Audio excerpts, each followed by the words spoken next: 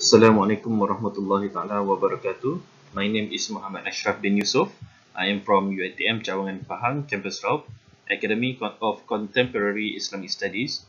Today I am going to present about the review on literature regarding Waqf land development and its relation with economic development.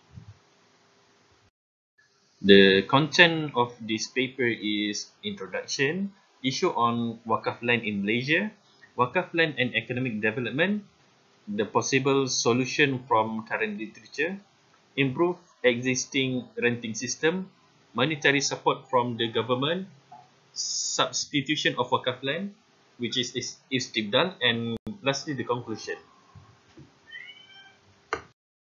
Waqf is an absolute charitable endowment under Islamic law, which typically involve donating a building, plot of land, or other asset for Muslim, religious, or charitable purposes with no intention of reclaiming the asset. So the term Waqf literally means confinement and prohibition, or causing a thing to stop or stand still.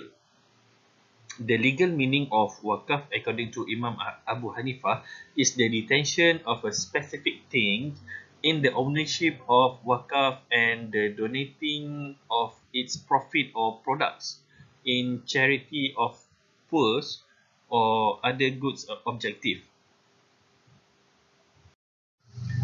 From economic standpoint, Waqf is an effective instrument in developing the country. The objective of Waqf may be for the society at large, including the provision of religious service, socio-economic relief to the needy segment, the poor, education, environment, scientific and other purposes.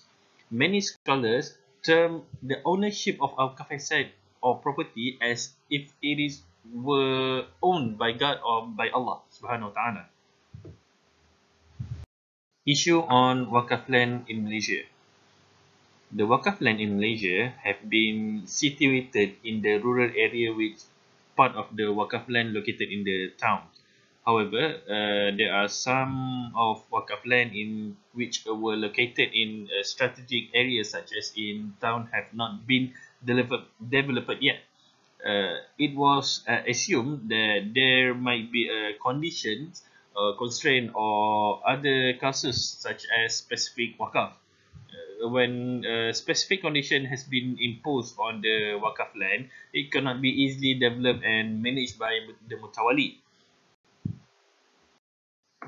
Furthermore, the State Islamic Religious Council did not have full ownership of the administration of Waqf land, which caused most of Waqf land to be unproductive for requiring return from economic activity and give benefit to the Muslim.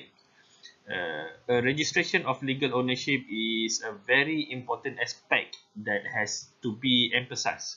Without the legal ownership, any efforts for development cannot be implemented. It was assumed that the trust holder was not given a clear rights and indication to manage the Waqf land. In the case of Malaysia, they found that from the 20,735.61 acres of registered Waqf land, the utilization of lands are still not being optimized, in which there are a lot of undeveloped Waqf land that have potential to be invested through various instruments such as debt-based instruments, equity-based instruments, self-finance instruments, and security instruments. Besides having positive development of Waqf land, there are several issues and challenges such as lack of financial resource, undeveloped and unproductive Waqf land, loopholes in the legal framework, unregistered Waqf land, and Waqf on leasehold land. As a result, the Islamic Religious Council cannot simply implement any investment plan without considering this problem. There is another significant issue, which is the Malaysian law itself. As studied by Adli and Rani, They found that the Land Acquisition Act 1960 has caused negative impact on the development of Waqf land in Malaysia, particularly because the issue of Sharia compliance. Therefore, a few solutions has been suggested by them to Islamize the act so that every national development can be done in more dynamic and comprehensive manner, such as application of the concept of public interest and public purpose in Waqf land, concept of alternative of replacement of land for land, as well as implementation of exchange of lands, which is istibdal, to acquire Waqf land by the state authority.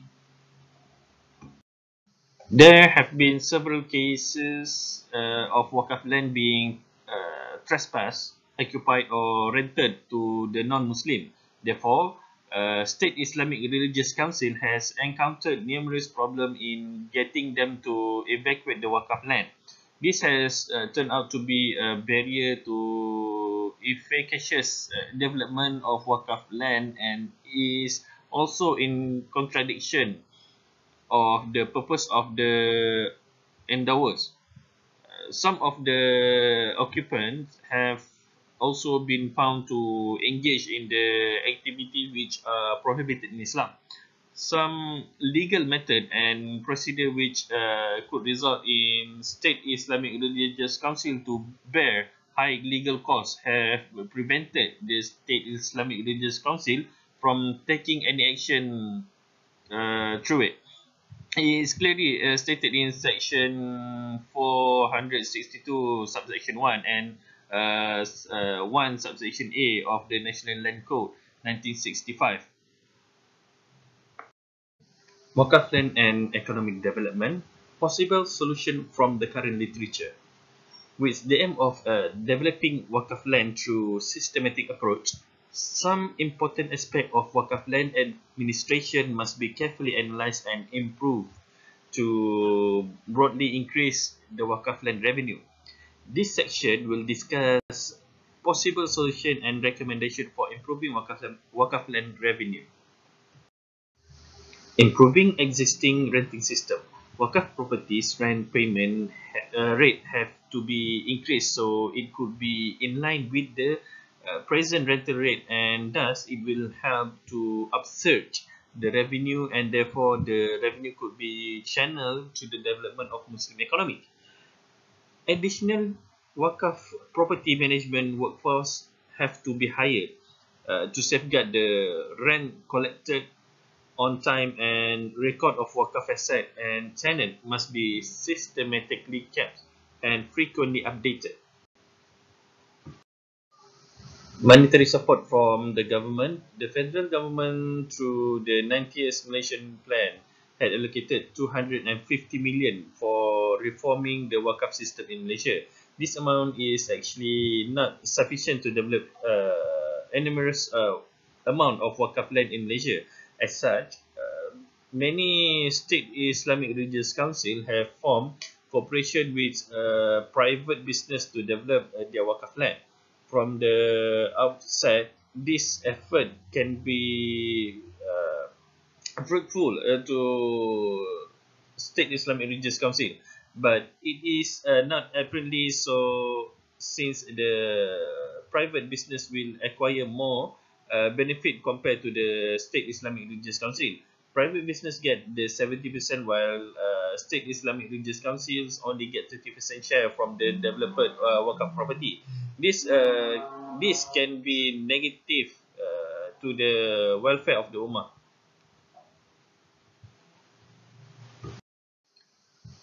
Istibdal is the solution for underdeveloped Waqf land.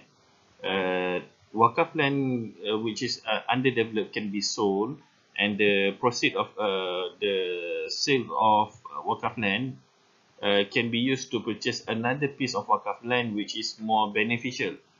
Section 2 of the enactment of Waqf, State of Selangor 1999, defined istibdal as a substitution of Waqf property with another property or cash, either through substitution, purchase, sale, or any other way that approved by Sharia principle. Substitution can be divided into two forms, such as substitution of one wakaf with a similar and substitution of land with its cash value. In conclusion, wakaf land, if cultivated proficiently, may contribute to the Muslim economic development.